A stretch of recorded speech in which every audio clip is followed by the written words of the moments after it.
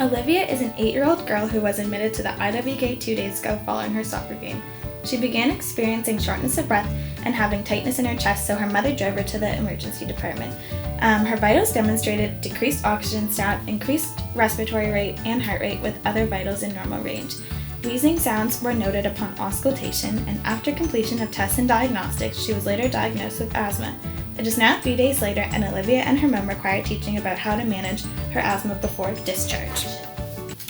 Hello Olivia, my name's Jenna. And I'm Morgan. Hi. And we're going to be your nurses today. Okay. So Olivia, did you have any parents here with you today? My mom was here, but she went to pick my brother up from school. Okay. Well, I'm sure she'll be back soon, but while we wait for her, is it okay if we go over a couple of things with you? Sure. All right. So Jenna's just going to grab your temperature and your blood pressure, if that's okay. Okay.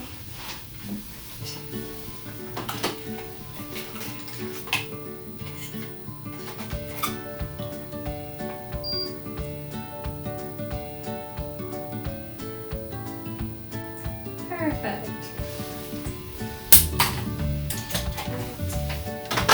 And now I'm going to take your blood pressure, so you're going to feel a little hug around your arm, okay?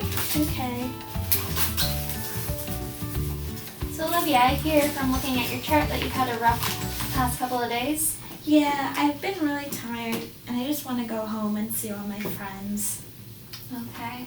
Well, we want you to go home too, but we just want to make sure that you know everything you need so you don't end up back in the hospital again. Yeah, I really want to play soccer again. Oh, do you like soccer? Yeah. Yeah.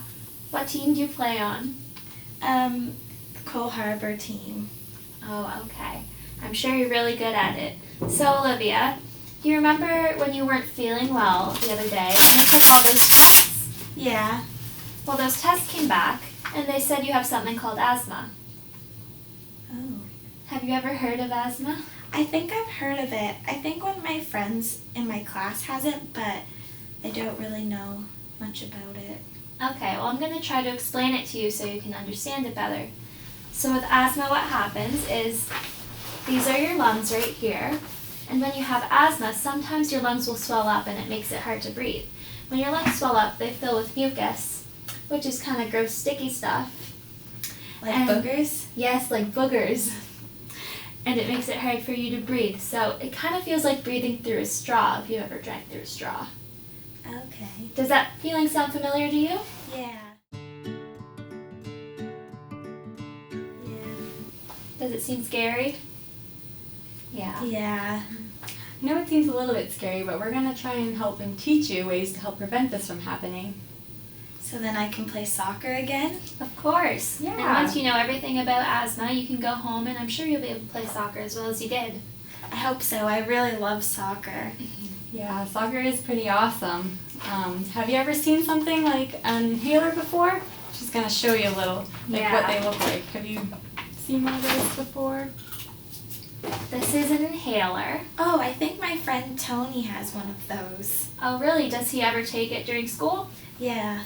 Yeah. So I'm going to teach you how to use your inhaler so you can get your asthma medication. Okay. This will help prevent flare-ups of your asthma. Okay. So first, this is your aero chamber, and this is what you breathe through to take the medication. So Olivia, I see you have a friend here with you today. Does he have a Yeah. name? This is Bob. Oh. He's my best friend. Does he play soccer too? No, he comes to watch though. Oh, okay. Yeah. So Olivia, I'm going to teach you how to use your inhaler. Okay. Maybe we could demonstrate on Bob before you so it doesn't seem so scary. Sure. All right. So when you use your inhaler, we're going to get Bob to stand up. So now Bob is going to shake his inhaler a couple of times before he uses it. Now, I'm going to get him to remove the cap, and you want to plug it into this thing right here. Does that make sense? Yep. Okay. So now you open the cap right here so you can put your lips around it, and I want Bob to take a big deep breath out before he inhales his medication. Okay. So now Bob's going to place his lips around the inhaler and he's going to make sure no air can get in. And now he's going to press down on this and it'll squirt. I'm not going to get Bob wet though. And when that happens, Bob is going to take a deep breath in for 3 to 4 seconds. And if Bob hears a whistle, he knows that he's breathing too fast. So after Bob has inhaled his medication, he's going to hold it for the count of 10. Can you count to 10 for me? 1, 2, 3, 4, 5, 6, 7, 8, 9, 10. Awesome. So now Bob's all done. And when Bob uses his inhaler regularly, he'll have to remember that after he uses this, he has to wash his mouth out with water, brush his teeth so he doesn't get any infections in his mouth. Okay. Does that make sense, Olivia? Yeah. Okay. Do you want to maybe try using the inhaler? Sure. Okay. So I shake it. I think you forgot a step. To stand up? Yeah. Okay. And then I take the cap off. Mhm. And put it in here. And then I take a big breath out.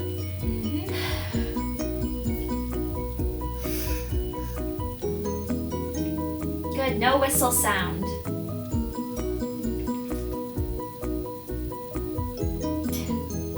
There. Did I do it okay? Yay. Great Yay. job.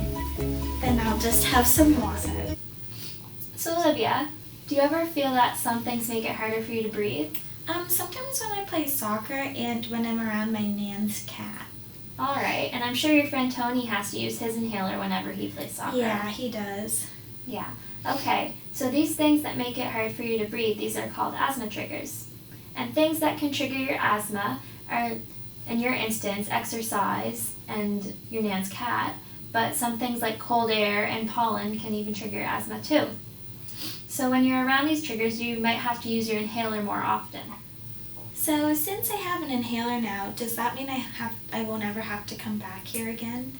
So it doesn't mean that you won't ever have to come back. However, there is another thing that will help with your asthma called a peak flow meter.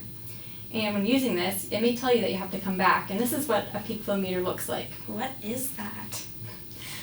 So what I mean by a peak flow meter is what it does is it helps you pick up when you might have to go back to the hospital and how much medication you may need to take. You should use this peak flow meter when you get home twice a day. Okay. Okay. So I see you still have your stuffed animal there with you. Did you want to do another demonstration on him? So you can Sure. see how you're supposed to use it? Okay. So first what you're going to do, so there's a little red dial here, so you're going to move this all the way down to the bottom before you even use it, okay? Okay. And then you're going to have to stand up again. So we're going to get him to stand up. And you're going to take a deep breath in. And then you're going to put this in your mouth after you take your deep breath in. And you're going to make sure you don't stick your tongue in the little hole there, or else that might cause a false result. And then you're going to take all the air that you just breathed in and blow it out very fast and hard, okay? And then when that happens, this little indicator is going to move up a little, and it's going to give you a reading, okay? Okay. Did you want to give it a try maybe? Sure. So you're going to do this 3 times, okay? Okay. So I move this down, Yep. and then I take a deep breath in.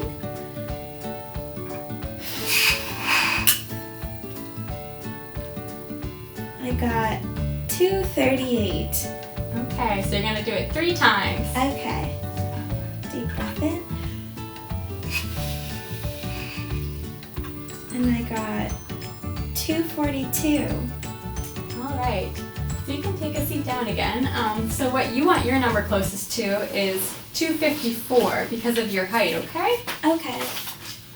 So what were the numbers that you got again? I got 238, 242, and then the third time I got 248. Okay, so you want the one that was closest to 254. So which one would that be? So that The would be third time. Yeah, the 248 exactly. All right, so now that you have your score, we're going to talk about something called an asthma action plan, okay? Okay. So this is what I want you to think about when you think of an asthma action plan. I want you to think of a traffic light with the green, yellow, and red circles, okay? Okay. So to be in the green zone, which is also known as the all clear zone, the number you get in your peak flow meter should be between 203 to 254, okay? And when you're in the zone, you shouldn't have any symptoms. Like now, you don't have any symptoms, right? So as you see, your number was 248, your best one, right? Mm. So that means you're in this green zone right now. Yay. So since you're in this green zone, what's going to happen is you're going to follow your medication regimen, which is having 2 puffs of your Flovent, and then you're going to have 1 chewable singular tablet at night and your 2 puffs of Flovent also at night. And this is what you're going to do every day if your peak flow reading measures in the green zone, okay? Okay. So now if you're in the yellow zone, so maybe you're feeling a little short of breath, or you might be having a little bit more coughing than usual, and you're having some maybe tightness in the chest like you were before, and your peak flow meter maybe between 127 or 203, this means that you're in the yellow zone. So this is known as the caution zone. And your asthma is not as well controlled right now. So if you're in this zone, you may need to start taking a different medication. So we're going to take a look back at this. So if you're in the yellow zone, you might have to take a different medication called albuterol, and you're going to want to take 2 puffs of this. But you're also going to want to continue to take all these the medications that you would if you were in the green zone. But you're just going to add the 2 puffs of albuterol. And you may have to take this every 4 hours too if you need to. And then if you're in the red zone, so this is when you're having super hard time breathing, and you may be having a persistent cough, and you may even have trouble walking or talking or anything like that. You might also have a reading of less than 127. So this is known as the medical alert zone. So if you become in this zone, we're going to take a look back at this, then you're going to want to take your albuterol again with the 2 puffs. However, you're going to want to call a doctor or 911 and go to a hospital because this is an emergency situation, okay? Okay, so green means I'm okay. Yeah. And Green's perfect zone. yellow to be. might happen if I play soccer. Yeah, it might get a little in that zone. Okay, and then red, I have to come back here. Yeah, exactly. So that's what I meant by when I said if you might have to come back based on your asthma action plan, right? Okay. Wow, that seems like a lot to remember. I don't know if I'll be able to remember all of that. Well, you don't have to remember all of it because we're going to send you and your mother home with your asthma action plan. Oh, okay. Yeah, and I'm sure your mom will be very good at helping you with your asthma. Yeah.